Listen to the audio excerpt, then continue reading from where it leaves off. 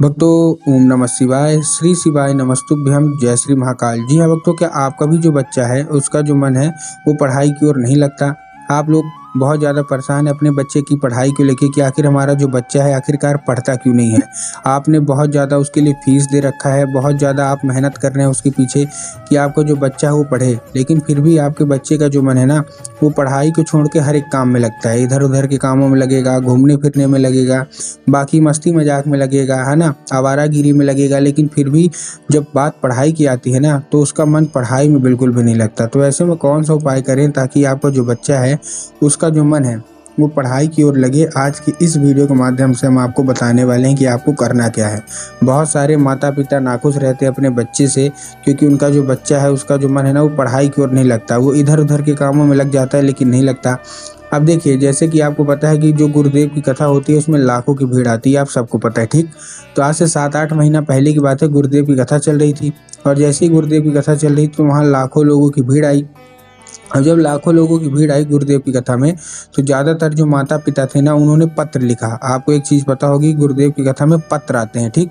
तो गुरुदेव कथा में उन्होंने पत्र लिखा। जब गुरुदेव उन्होंने पत्र लिखा तो जब गुरुदेव ने पत्र पढ़ा, कुछ लोगों के गुरुदेव ने पत्र पढ़े, तो वहाँ उन्होंने देखा गुरुदेव ने कि ज़्यादातर जो माताएं हैं ना उनका एक ही प्रश्न है, एक ही मतलब उनकी मनोकामना है कि गुरुदेव हमारा बच्चा है, हम बहुत ज़्यादा मेहनत कर रहे हैं, हम उसको बहुत अच्छी स्कूल में डाल के रखा है, हर एक चीज़ की सुविधा दे रहे हैं, लेकिन फिर भी हमारा जो बच्चा है उसका जो मन है ना वो पढ़ाई की ओर नहीं लगता। कृपया करके कोई उपाय बता दें ताकि हमारे बच्चे का जो मन है वो पढ़ाई की ओर लगने लगे। हम लोग बहुत ज़्यादा परेशान हैं, जब भी हम उसको कोचिंग भी लगाए हैं, ट्यूशन भी लगाए हैं, लेकिन फिर भी जब भी मतलब हम उसको पढ़ाने के लिए बैठाते हैं तो इधर उधर के कामों में लगता है, लेकिन पढ़ाई में उसका मन बिल्कुल भी नहीं लगता। अब जब गुरुदेव ने ये देखा तब गुरुदेव ने 2 से 3 उपाय बताए और कहा केवल और केवल ये उपाय कर लेना, तुम्हारा जो भी बच्चा है जिसका मन पढ़ाई में नहीं लगता, ये उपाय अगर कर लिया तो अवश्य रूप से उसका जो मन है ना पढ़ाई में लगेगा ही लगेगा।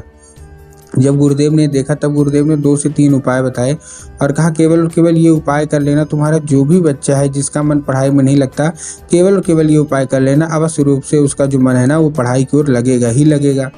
अब जब गुरुदेव ने उपाय बताया तो लोगों ने जा जाके इस उपाय को अपने घर में करना शुरू कर दिया। अब जैसे ही लोगों ने जा जाके इस उपाय को अपने घर में करना शुरू किया, मात्र 1 से 1.5 महीने के बाद वही लोग गुरुदेव की कथा में वापस आए। अब जब वही लोग गुरुदेव की कथा में वापस आए तो उन्होंने फिर से गुरुदेव को पत्र लिखा, लेकिन ये वाला जो पत्र था ये गुरुदेव को धन्यवाद के रूप में पत्र था कि गुरुदेव धन्य हो आपका, आपके द्वारा बताया गया उपाय हमने कर लिया है, हमारा जो बच्चा था जिसका मन पढ़ाई में नहीं लगता था ना उसका मन अब पढ़ाई में लगने लगा है। अवश्य रूप से आपका कोटि कोटि धन्यवाद। तो देखिए, जो लोग मेरी आवाज़ सुन रहे हैं, ठीक, मात्र 1 से 1.5 महीने के बाद ही आ गए थे, तो जो लोग भी मेरी आवाज़ सुन रहे हैं, अगर आपको भी जानना है कि आखिर ऐसा कौन सा उपाय है जिसको करने मात्र से जो बच्चे होते हैं मात्र 1 से 1.5 महीना के अंदर उनके अंदर परिवर्तन आ जाता है और वो बहुत अच्छे से पढ़ने लगते हैं, तो चलिए हम बताते हैं आपको आज की इस वीडियो के माध्यम से कि आपको करना क्या है। लेकिन उससे पहले चैनल पर अगर पहली बार आए हैं और आवाज़ मेरी पहली बार सुन रहे हैं तो वीडियो को कर दें लाइक और चैनल को भी कर लें सब्सक्राइब, ताकि पूजनीय पंडित प्रदीप जी मिश्रा के रोज़ नए नए उपाय जो कि मैं उनकी कथा से सुनता हूं, श्रवण करता हूं, सबसे पहले मैं आपको प्राप्त करा सकूं। टोटल मैं आपको इस वीडियो के माध्यम से 3 उपाय बताऊँगा, तीनों उपाय आपको ध्यान से सुनना है, ठीक। तो देखिए, जो हमारा सबसे पहला उपाय है, पहले उपाय में आपको करना क्या है, इस उपाय में आपको 3 काली तिल लेना और 1 धतूरा लेना है। अब देखिए, काली तिल और काली मिर्च में ना बहुत सारे लोगों के मन में कन्फ्यूज़न आता है कि काली तिल क्या है, काली मिर्च क्या है, क्या लेना क्या है हमको। तब गुरुदेव ने फिर से साफ साफ बताया कि आपको इस उपाय में काली तिल लेना है, ठीक। साथ साथ आपको 1 धतूरा चाहिए। अब ये धतूरा अपने बच्चे को दे दीजिए हाथ में और उसको भेज दीजिए कहाँ, सीधा सीधा शिव मंदिर। जब आप धतूरा लेंगे तो थोड़ा ध्यान रखिएगा कि धतूरा अच्छा होना चाहिए, कहीं से भी कटा फटा नहीं होना चाहिए, कहीं से भी खराब नहीं होना चाहिए, ठीक। आपने धतूरा लिया, धतूरा लेने के बाद आपको करना क्या है, आपने धतूरा वगैरह ले लिया, उसके हाथ में दे दिया और उसको सीधे सीधे शिव मंदिर भेज दिया। अब जैसे ही आपने उसको शिव मंदिर भेजा, उसको क्या बोलना है कि दक्षिण दिशा में खड़ा हो जाए और उत्तर की ओर अपना चेहरा कर ले। किधर? दक्षिण दिशा में खड़ा हो और उत्तर की ओर चेहरा कर ले। अब देखिए, दक्षिण और उत्तर में ना बहुत सारे लोग कंफ्यूज होते हैं कि दक्षिण क्या होता है, उत्तर क्या होता है, हमको थोड़ा साफ साफ बताओ। तब गुरुदेव ने साफ साफ बताया कि आप जिस भी शिव मंदिर जा रहे हैं ना उस शिव मंदिर की जो जलाधारी होती है उधर साइड आपको अपना चेहरा करना है और उधर ही खड़े हो जाना है, ठीक। खड़े हो गए, खड़े होने के बाद आपको करना क्या है, जैसे आपने खड़े हो गए, खड़े होने के बाद आपको एक नाम लेके अपने बच्चों को बोलना है कि एक नाम ले ले। कौन सा? महादेव का बहुत ही सुंदर सा नाम है। कौन सा? कुंदकेश्वर महादेव। तो बस अपने बच्चों को बोलिए कि कुंदकेश्वर महादेव का नाम लेके उन्हीं का स्मरण करके चुपचाप क्या कर दे, वो अर्पित कर दे। बस पूज्य गुरुदेव कहते हैं कि अगर उसने कुंदकेश्वर महादेव का नाम लेके अर्पित किया तो अवश्य रूप से उसके ऊपर मनोकामना हो जाएगी कुंदकेश्वर महादेव की, और वो आपका जो बच्चा है जिसका मन पढ़ाई में नहीं लगता, अवश्य रूप से उसका जो मन है ना वो पढ़ाई की ओर लगेगा ही लगेगा। ठीक है, ये था हमारा कौन सा?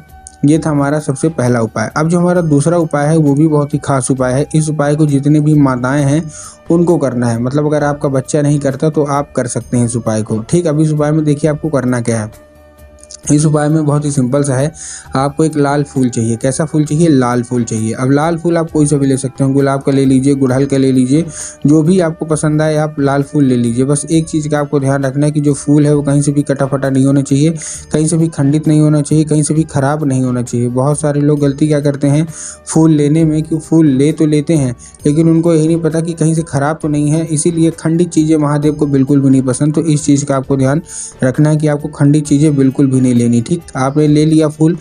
फूल लेने के बाद सबसे अच्छी बात इसकी क्या है कि इस उपाय को आपको अपने घर में कर सकते हैं, मतलब आपको कहीं और जाने की ज़रूरत नहीं है, केवल और केवल आप अपने घर में इस उपाय को कर लीजिए। ठीक, आप करेंगे कैसे? आपके घर में माता सरस्वती की फ़ोटो होना अति अनिवार्य है। अगर आपके घर में माता सरस्वती की फ़ोटो है तब तो अच्छी बात है, लेकिन अगर आपके घर में माता सरस्वती की फ़ोटो नहीं है तब आपको बाज़ार जाना है, माता सरस्वती की फ़ोटो लानी है और माता सरस्वती को अपने घर में स्थान देना है। ठीक, दे दिया।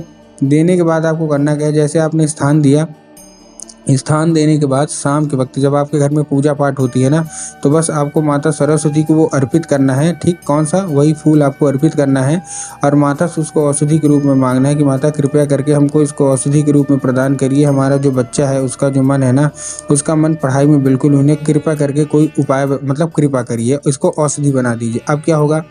अब वो जो फूल है वो औषधि का रूप ले लेगा। ठीक, तो अब बस आपको करना क्या है, जैसे ही वो औषधि का रूप ले लेगा, आपको शाम के वक्त जब आपका बच्चा खाना पीना रात को खा के सो जाए, ठीक, क्या करे, आपका बच्चा खाना पीना खा के सो जाए, आपको वही फूल उठाना है और वही फूल उठा के अपने बच्चे के माथे पे 2 से 3 बार आपको फेर देना है। पूज्य गुरुदेव कहते हैं कि अगर आपने उसको फेरा तो फूल के जरिए स्वयं माता सरस्वती उसके दिमाग में प्रवेश कर जाती हैं और उसका जितना भी दिमाग इधर उधर के कामों में लगता है वहाँ न लग के केवल और केवल उसका जो दिमाग है ना वो पढ़ाई की ओर ही लगेगा। ठीक है, ये था हमारा कौन सा? ये था हमारा दूसरा उपाय। अब हम चलते हैं अपने तीसरे और आखिरी उपाय की ओर। इस उपाय में आपको एक पान का पत्ता चाहिए और पान का पत्ता लेने के बाद आपको करना क्या, उसमें शहद का लेपन कर देना है। ठीक, कर दिया शहद का लेपन। शहद का लेपन करने के बाद आपको क्या करना है, जैसे आपने शहद का लेपन किया अपने बच्चों को दीजिए, शिव मंदिर भेज दीजिए। आपके दिमाग में आया होगा कि हमको जाना है महादेव के ऊपर अर्पित करवा देंगे, जो कि गलत है। आपको माता सुख सुंदरी के ऊपर अर्पित करवाना है। अब देखिए, जिनको पता है कि माता सुख सुंदरी की जगह कहाँ होती है उनका ठीक, लेकिन बहुत सारे ऐसे लोग हैं जिनको यही नहीं पता कि माता सुख सुंदरी की जगह कहाँ होती है। तब गुरुदेव ने साफ साफ बताया कि आप जिस भी शिव मंदिर जा रहे हैं, शिव मंदिर की जो जलाधारी है, जलाधारी के दाएं मतलब राइट साइड में माता सुख सुंदरी की जगह होती है। तो बस आपको माता सुख सुंदरी की जगह पे आपको चुपचाप क्या कर देना है, अर्पित करवा देना है। 1 से 1.5 महीना देखिए आपका बच्चा अपने आप पढ़ने लगेगा।